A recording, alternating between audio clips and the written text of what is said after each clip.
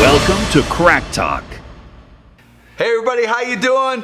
Back at CrackTalk with Dr. J, and I got my boy Scott. What's up? We're back again. We're back at it. Welcome to this week's episode. We're super excited to have each and every one of you. And boy, do we got some stuff cooking today. Last week we kind of tossed up what we were going to discuss this week. Super excited. Got all my notes. I'm ready to go. But I just want to make sure if you're liking the content we're throwing down, like this post, make a comment on this post, share it with everybody you know, and follow us. Yes, subscribe to this channel. Also subscribe, Yes. yes sir. Because, I mean, having good information, if you just get it and you don't share it because it's not applicable to your life, Right. It's like we never said it. So make sure you're sharing the good word. So today, Scott, What are we talking about, Jay? sugar and diabetes. And if you want to talk about something that's heavy, sugar and diabetes are the big deal. And I'm gonna tell you what, they're all these big talking heads, and everybody's talking right now that's a dietitian or that in that kind of nutritional world, they're saying sugar is the new crack. It's like cocaine. It's the new cocaine. It's the most addictive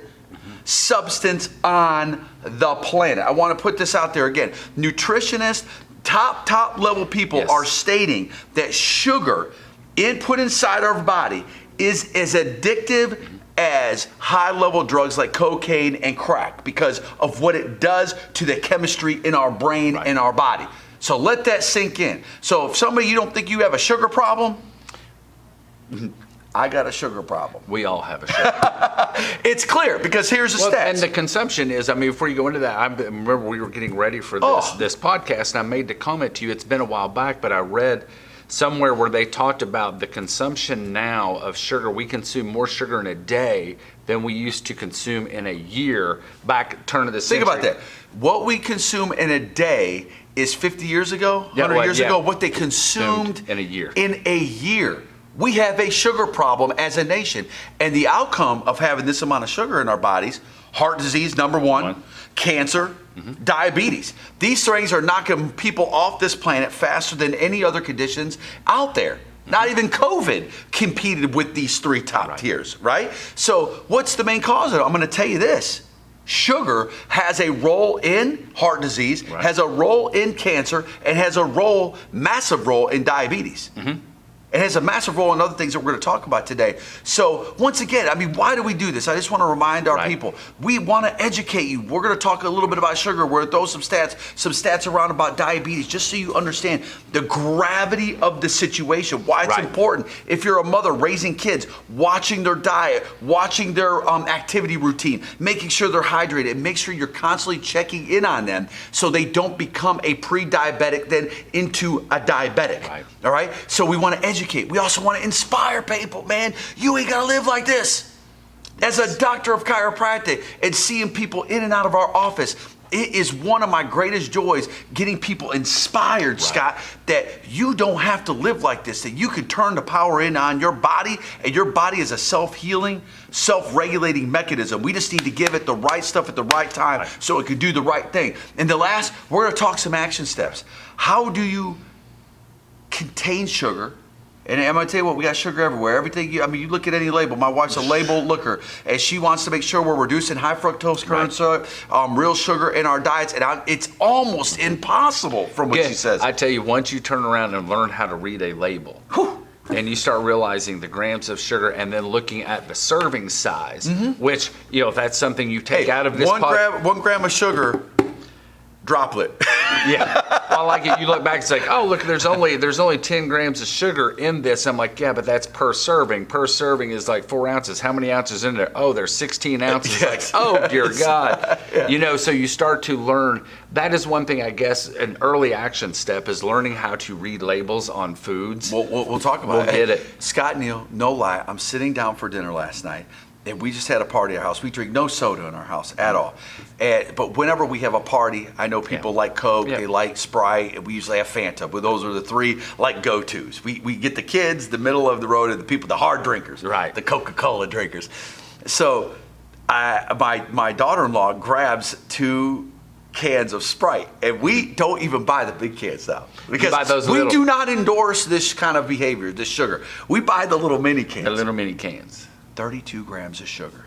In one of those in a little cans, mini yeah. Sprite. Yes. I want to say it was 26 or 32 grams of Yes. sugar in this can that you could have probably downed in 3 sips. What's funny, and here again, we could go down this road, and I want to get back to what No, we're keep here going. to talk about. But you talk about the little can of Sprite. Now, here's the thing. Also, look at energy drinks. Supposedly, these healthy energy. Go grab a regular Gatorade. Flip that thing around. You might as well drink a Mountain Dew. But here it is, though. It's 36 grams per serving. I think the last Gatorade I grabbed. Yes. But there's 2 servings in Yes. that one bottle. So Yes. you do the math on this. It's astronomical. So, Scott, you led me right into what we're going to talk about. Yep. What is the average consumption per day per adult? Blows my mind. No clue. 15 to 19 teaspoons of sugar. 15 to 19 on average per adult walking around, you say per day. 15 to 19 teaspoons of sugar. I don't know if you've ever baked a cake or if you've ever, baked cookies. Well, you don't put 15 to 19 scoops of No. sugar in there. You put like 2, Yes. 3, 5, whatever. So big deal. So I said, well, what does that extrapolate across the United States? 11 million metric tons. When I hit that stat, I was like, I wonder what that looks like. I had this vision of, we live in Kentucky and they do the salt on the road when the weather gets bad. and the things on the side of the road with the big salt bins. I imagine this huge thing. I don't even know how many metric tons, but it may be more than 11 million, but that sounds like an astronomical number. But we consume in the United States, you, I, Scott, and everybody around us consume 11 million metric tons, which have led us into having the worst health in the world, heart disease being number 1, cancer number 2, diabetes being number 3. So let's talk about diabetes. What's the prevalence rate of diabetes, type 2, right? Diet condition. 11.6% of people on the planet in the United States are diagnosed with diabetes. Wow. That equates to 38.4 million people are currently diagnosed with diabetes. Here's an incredible stat. 1.2 million people every year get diagnosed I was wondering with diabetes. Now, if you think that stat scary, I'm going to tell you what, I'm about to land a plane on this one. This was the one that really hit me because it's obviously a stat that the CDC and the WHO, and they're tracking big because it's the one that's allowing us to know what bucket, if that diabetes bucket's going to fill up, is pre-diabetic. 97.6 million Americans from 18 years of age and older are in a pre-diabetic state. Think about what you just said. That is unbelievable. 3 times as much are in pre-diabetic, And that's going about to move into and diabetic. that's from 18 up. 18 so up. that's not even counting. The children woofing it down. Yes. Yeah, because usually what most people have to understand is there has to usually be abuse of sugar, of these kind of things, because what happens is the pancreas. Right. Okay, let's talk about the pancreas. Insulin and glycogen, which regulates the glucose levels in your blood. So I want everybody to get this. If you have an increase of insulin, it gets the sugar out of your blood, it loads it into the cells, so your blood sugar level goes down. So insulin up. So when your pancreas senses a high level of sugar in your blood, it hits insulin up, bam, you're going to pull sugar into your cells. You now have a low blood sugar. Got it. Okay? Now, when your pancreas, okay, which regulates this whole function of your body, sees, okay, they have low blood sugar, what's going to happen, it's going to stimulate glycogen, which then breaks down into glucose at the cellular level, which is AKA natural sugar in your body or energy, and it now gets released into your system. Now you have a higher level of blood sugar content. So I want people to understand, because I never really understood this before I went to chiropractic school. It's like, if somebody is diabetic and they start like seizing out, or they start getting lightheaded, and we've all seen it. I don't know if you have. I have seen it many times, even in the office. They pass out, or they're passing out. What do? Oh, get them an orange juice, or get them a piece of candy, get them something. Why? Because what's happened is they've had an insulin spike. Got it. All the blood sugar has been ripped out of their bloodstream. It's in their cells, so they have no energy reserves. They have no sugar in their blood. So what they do is they crash. Got it.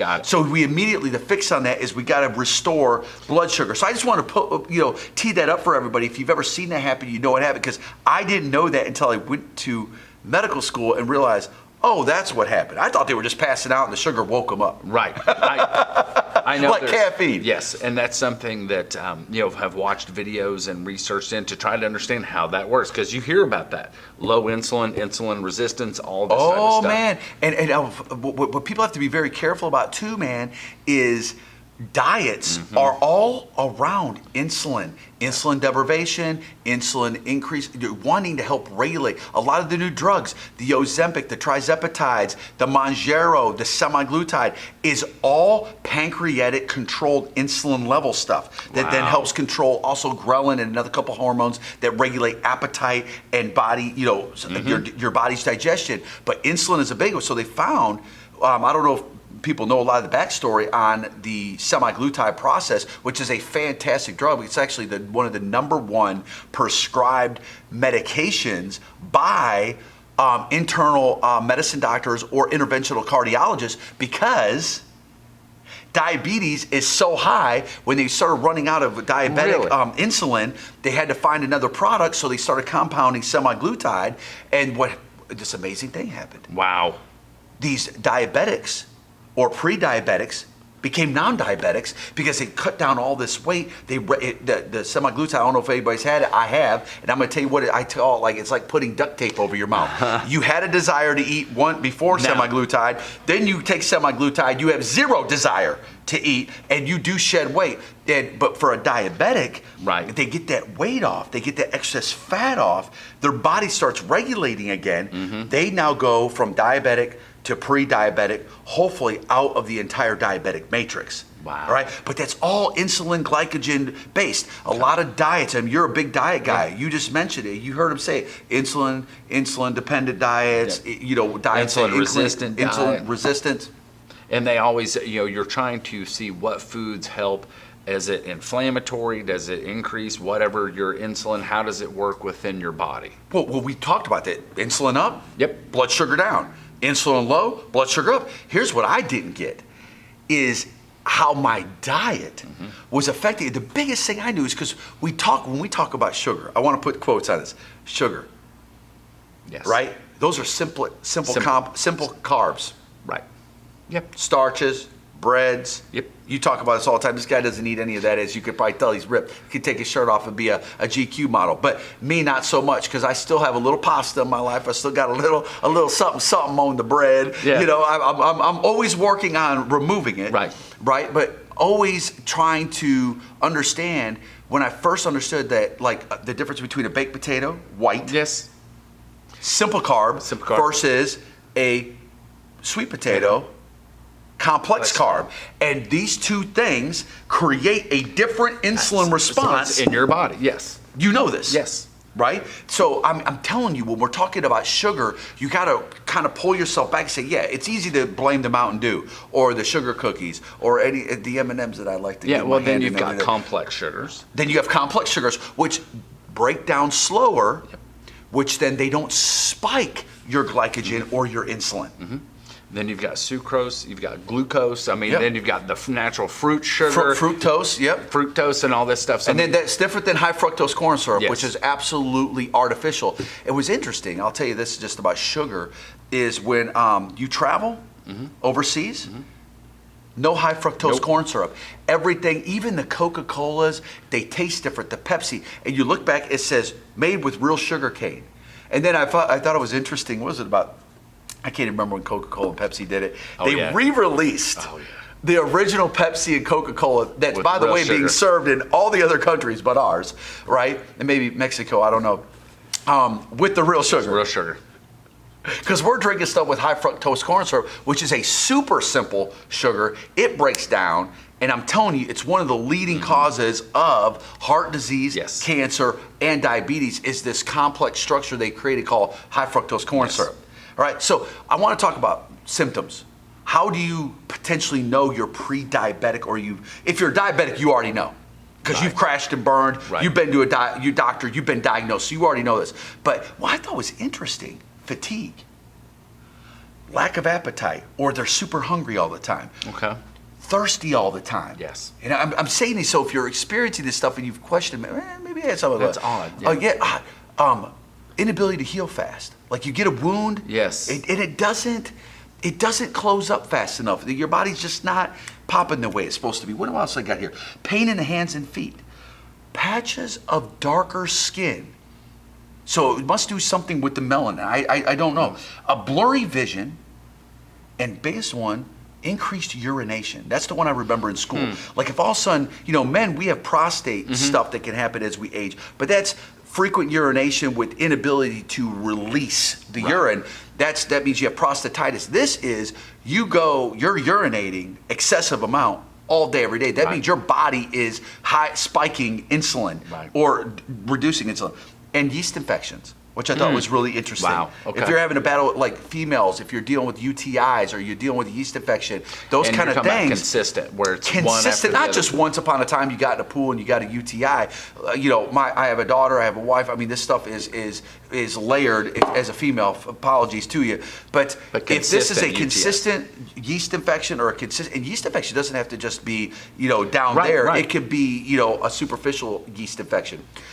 These are high indicators, especially the urination, inability to heal, increased thirst, increased hunger, blurry vision, fatigue. And you're starting to see these things, but I hear those. Here's my issue with all those symptoms. You guys heard, aren't those like the symptoms of about everything we talk about? I'll say pretty much as I'm aging, it's like every one of these is in my and you're life. not diabetic. Here's what I found is we're a self-regulating, healing human, and we have all these systems in our body that all operate to keep us healthy and keep us in homeostasis. So when something's wrong, what I realize is all these warning signs, as I just circled, are check engine lights. Right. And so they're very synonymous. Like if you have cancer, you're going to have fatigue. Right. You're going to have loss of appetite. There's a couple of different things that happen, right? But these are, a lot of them have the same warning lights. Kind of universal warning light. It's like just check engine. You have a problem. There could be something going on in that engine, but when your automobile does it, it just says check engine. So that's it could be a million different things. I mean, they hook that freaking computer on there, like we get MRIs and CAT scans and blood work, and it can give them I don't know how many codes, thousands of codes. Yeah. You've been having some car issues, whenever they plug that in, you're like this, praying to the baby Jesus. We need that little plug-in that we can be like, blink, plug in, and it's like this. I saw it on Star Trek. Yeah, I remember that. Everybody used to watch Star Trek, or maybe even Star Wars. They just wave a wand and then everything goes. We haven't got that far in our technology yet. So what are the hormones? We talked about insulin. We talked about glycogen. I wanted everybody to really understand what's happening there, and just the passing out. Yeah. Why they need an orange juice. They got to get that blood sugar back up before they crash. Right. Okay? Right. Now here it is. What does it cause? What does these high-level sugar diets that we're all eating, what does it cause? Well, here it is. Heart disease. Causes kidney damage, liver damage, eye damage. Okay? I mean, it just, I could go through it. Yeah. One of the biggest ones I thought, depression. Oh, yeah.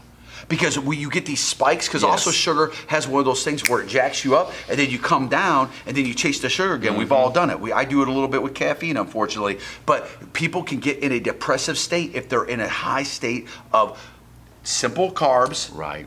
They're eating a bunch of Doritos. They're eating a bunch of M&Ms. They're eating a bunch of this, simple carbohydrates that are just spiking their insulin levels, and they're dropping their insulin levels. It leads to kind of this proverbial state of depression, which I thought was interesting. Yeah. And the last one is nerve damage.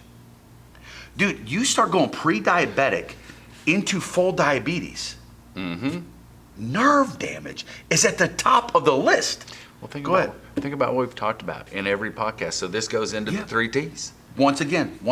And this T, the 3 T's, just to remind everybody, traumas, toxins, and thoughts. What we're talking about is most type 2 diabetes is completely diet based. Yes.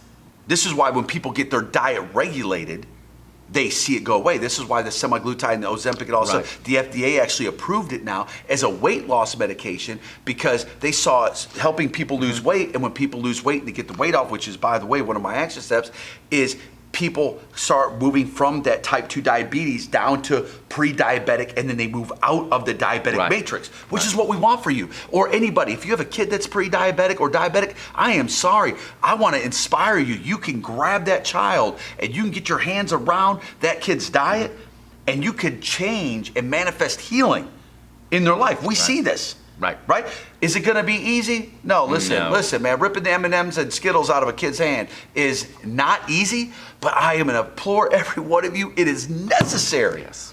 If you want them to live a happy, healthy life on this planet, walking around vibrant and being able to do the things and stuff they want to be able to do, be the firefighter, go to the moon as an astronaut, be an engineer. Listen, diet is a key driver. Yes. All right, but when I was talking about nerve, when it hit me nerve, because we talk about nerve all the time. So what does nerve damage mean? Well, everybody has seen diabetic neuropathy. It's called peripheral neuropathy. Yes. It's one of the conditions that we see consistently. People don't even know they have diabetes, but their feet start going numb. They can't feel their fingers. They're cutting their fingers, and they look down like, oh, and then they don't heal. And they usually find out this as they age, because I will tell you, as you age, all of our organs, they're getting used and abused by our diet, by the 3 T's. True or false? True.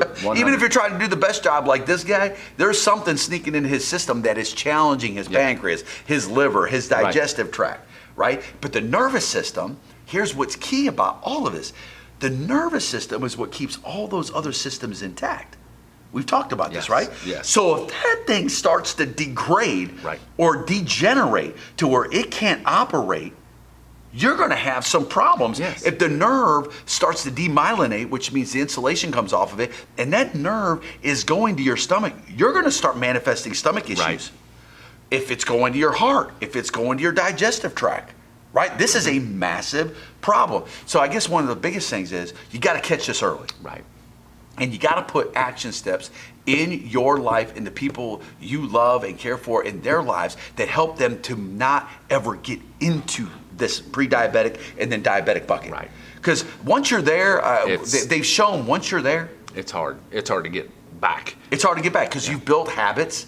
You've built desires. You've built vices, for lack of a better word, into your system. Another thing, alcohol abuse can lead into diabetes. Because there's a lot of sugar, alcohol in alcohol. So those are just things to keep in mind while you're going through life. But here, let's talk about action steps. What do? You're hearing this, you're like, oh my God, I can't believe I don't want to die of diabetes. I'm not trying to get you nervous. But we all need to know what the check engine lights are when our body is not operating at its optimal level. So it's not healing and it's not well, which disallows each and every one of us to live a vibrant lifestyle. Doing the things and stuff we want to do, right? And I see people at the gym, they're like, I got diagnosed with diabetes. Now they're instead of climbing a hill, they're on Mount Everest now. They're climbing like this. And I don't want that for any of you. And I know you won't. You talk about this constantly. We want to get people before that point. So what are some action steps? The first one, what do we always talk about? What's our first step? Get your spine checked. Why? Because if your body, your central nervous system controls every system, every process, every function in the body. So guess what? If there's a subluxation going to that pancreas, boom. You heard it. If there's a subluxation, bone out of place, affecting the nerve root that's splitting off and spiderwebbing to any part of your pancreas, you could have unstable insulin and glycogen oscillations, putting you into a diabetic or any one of these conditions that are manifesting from a lack of proper blood sugar management. As we talk about each week, everything the body does is an orchestra of everything going on. So always start with the first. Let me check and make sure that central nervous system is intact going from the brain to the part of that body. Because if it is not, that is like step one. Step one. And what we always say, get a recommendation from somebody that's in your social network, a peer, a coworker, a family member that's going to a great chiropractor that's putting their hands on them and really facilitate healing. Get into their office, get your spine checked, see if you have subluxation, get them to start addressing that subluxation and see what happens and see if we can get your body regulating back. The next one, we talked about it, diet. You got to remove these things from the simple carbs, the sugars, the high refined sugars, the high fructose corn syrup. Start, what'd you say? look at the label, move away from those type things. The next one I'd say before we skip off from diet, just real quick. Yes, just a tip trick on this is pick up a piece of paper one day, and I want everybody to do this. I want you to get up in the morning and I want you to write down everything that you eat in a given day. Start doing a food diary at the end of the day. Go back and look at it and calculate up how much sugar you're eating or drinking, consuming in a day, because that right there is enlightening. If ever I'm wake you up quick. Oh, if I'm ever in a situation like, why am I putting on some pounds? Why am I getting this spare tire down here? Whatever. I get a piece of paper, I write down everything I eat, then I go add it up at the end of the day. How many carbs, how many sugars, how many proteins. And please don't lie to yourself. Oh, well, this you can't. You can't, because it's like, well, you do. Don't forget the Snickers bar you did eat. You will lie to yourself every day, all day, unless you write it down. It says, at 3 o'clock, Snickers bar, 6 o'clock. Snickers bar. I ate another Snickers bar, 7 Cokes or whatever. Then you get down, it's like, okay, I had 150 grams of sugar today. No wonder you're having some issues. And I'm telling you, with repeated offense on that, you will start, it's inevitable. You will start having chronic health conditions occur in your body. The next one, exercise.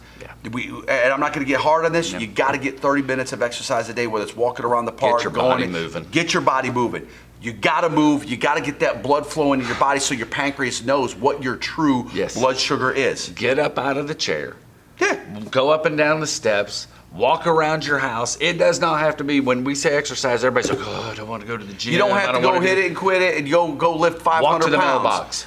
Walk to your neighbor's house. Maybe a few times. Yes.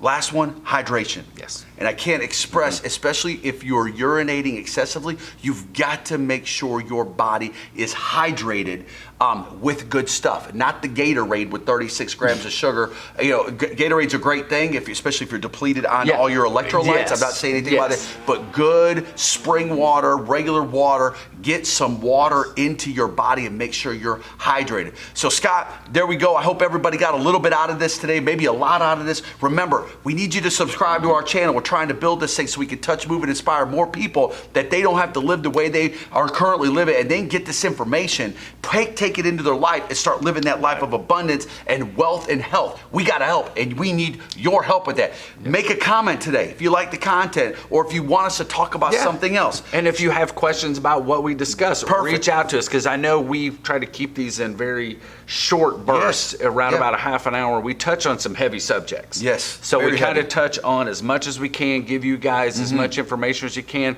So today, if you're sitting there going, hey, I got questions. What about this? I think I'm pre-diabetic. Should I go to a chiropractor? Should I? Comment, reach out to us. We will. That's what we're here for. We'll help you get to where you need to go. And I'm sure if you're thinking it, there's hundreds of other people thinking it, thousands of other people thinking it, and then we can address it on a podcast and give everybody the blessing of your question and answering it to the best of our ability, the best of our knowledge base. I do research on all these things, so I want to make sure I'm always just bringing a game for each and every one of you. But also share the content and follow us each and every time we got this. We do these once a week. Don't we, Scott? We sit down and we like to talk about controversial subjects that may or may not apply to chiropractic, but we're so invested in our communities where our clinics are that they start becoming healthier. And we were just reading this book, and it said, how do you change the planet? And you know how you change the planet? One person at a time. So if we can touch one person with this podcast and one person with the next podcast, and you reach out to your friends and you give them this information, and you're able to touch one person, we start to permeate and create the environment we all want to live and celebrate life in, called a happy, healthy United States of America. And then that will then permeate out as the pond ripples go out. The world and this planet becomes a better place from what we're doing here. So Scott, thanks for being on the Crack Talk today. This is a good one. Everybody, thanks for joining us on sugar and diabetes. I hope you have a great day, great rest of your week, and welcome to Crack Talk. We'll see you next week. See you guys.